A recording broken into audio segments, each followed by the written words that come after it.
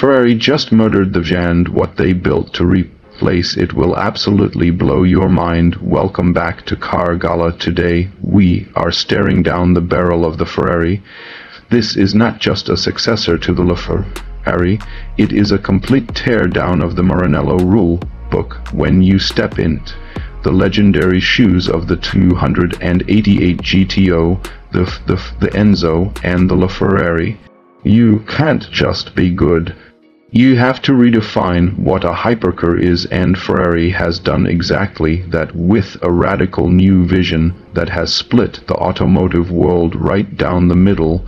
Let's dive straight into the engine bay, because this is where the controversy starts. Instead of dropping in a massive, screaming, naturally aspirated, Ferrari went the complete opposite direction. They've packed a 3-liter twin-turbo right behind the driver. Purists are absolutely furious, but let's look closely at the mechanics. This isn't your average 6-cylinder block. This is a 120-degree hat V setup ripped straight from the exact same machine that took back-to-back overall victories at the 24 Hours of Le Mans. The turbos are nestled right inside the valley of the engine, minimizing lag to practically zero. On its own, that pushes an insane 900 horsepower, that is 300 horsepower per liter, making it an absolute engineering marvel in thermal efficiency and power density. But Ferrari wasn't finished drawing directly from their Formula 1 data. They bolted on 3 electric motors. You have one MG UK-style hybrid booster at the rear attached directly to the crankshaft to fill in any torque gaps. Then you have 2 more independent electric motors mounted on the front axle. That electric wizardry transforms this traditionally rear-wheel drive lineage into a vicious torque vectoring all-wheel drive weapon. The grand total, a mind-numbing 1,200 horsepower in a street-legal car that you can theoretically drive to get groceries.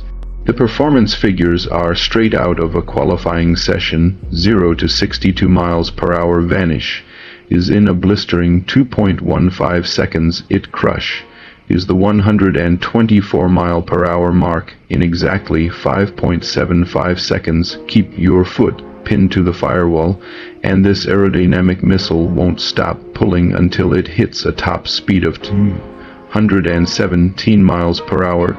But as we all know, straight line speed is utterly useless if you can't corner. The generates over 2,200 pound full metric to enough aerodynamic down force at 155 miles per hour.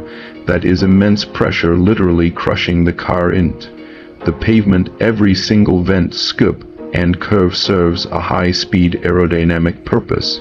The front features an enormous S-duct that channels air over the cabin, while the active rear wing constantly adjusts its angle of attack, flattening out for top speed on the straights and standing up as an air brake under heavy deceleration. The underbody Venturi tunnels are so massive they look like they belong on a fighter jet.